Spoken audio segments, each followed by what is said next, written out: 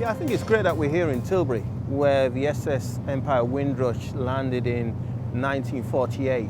And that, for many people, was the rise of multi-ethnic Britain. And although my parents weren't on the Windrush, they came over to this country in the 1950s. They constantly regaled my siblings and I of their, what life was like in Britain at that time. When I was about to become the mayor of Southwark, I got some telephone calls.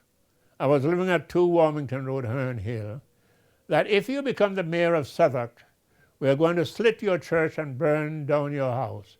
My reply, and give the newspaper their due and the media in general, I think the Daily Mail had the front page, this man served king and country, this man is about to become mayor of Southwark. Who is to say he should not be mayor? Yes, they telephoned me and I asked the police to come and the police recorded it. If you become the mayor of Southwark, we are going to burn down your house and slit your throat. Well, my reply was, I'm not against them slitting my throat because I'm a Christian. They should not burn my house because it's not a council house. One of our ladies will tell over and over again how she wanted to go to church and she went to this church just up the road and she had to sit on a stool right at the back and they asked her not to come again because she put the people off.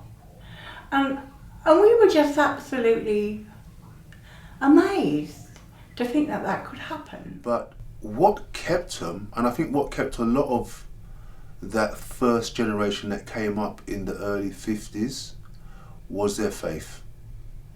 You know, because they came to England and the majority of them had a strong Christian faith.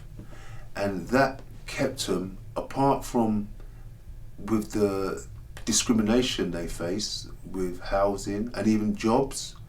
You know, my mum would say, you hear the stories where they would see a job advertised and they would go for the job and they say, oh, the vacancy has been filled.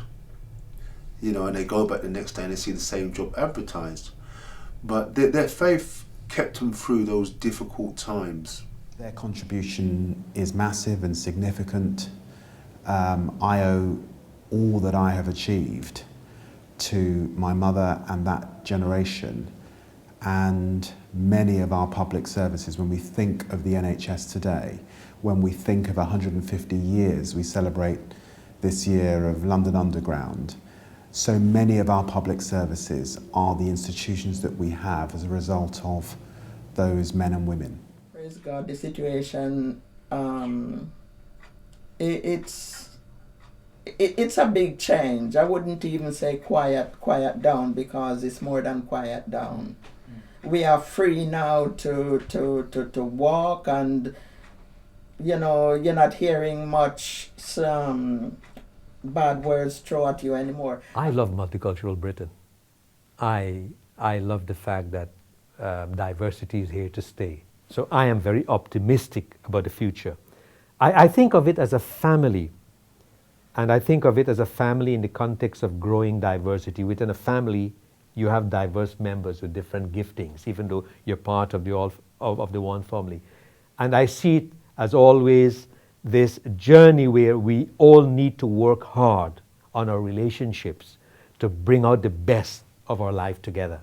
So diversity for me isn't a threat. The fact that you have different groups, older groups, established groups, newer groups of people, the fact is, we can learn to live together to bring out the best of each other.